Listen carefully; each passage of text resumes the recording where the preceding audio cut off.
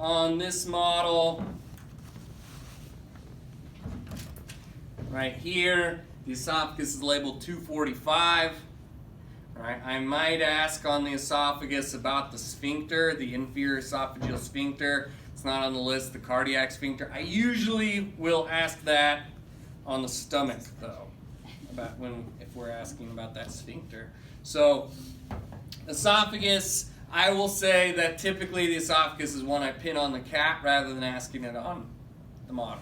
So just something to be aware of. Moving down, we have our stomach. There will be a station with just a stomach.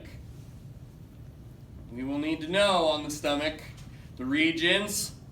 So we've got our cardia, which is right here next to our superior region, or our cardiac sphincter. So cardia, the domed region here is the fundus. This would be the body. We don't need to know the different layers of muscle, but where you see the muscle, I usually label right there for the body. So you might as well just associate that with the body. And then down here, the inferior medial region, this is the pylorus.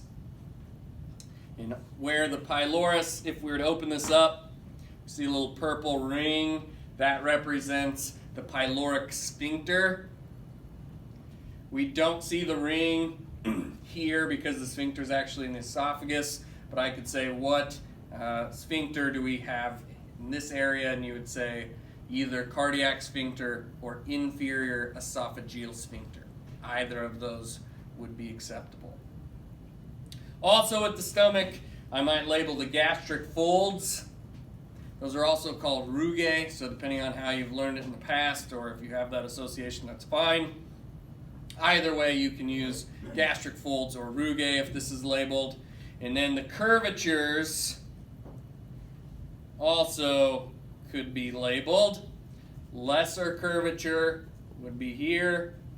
Greater curvature would be here. All right, so the stomach will be a station.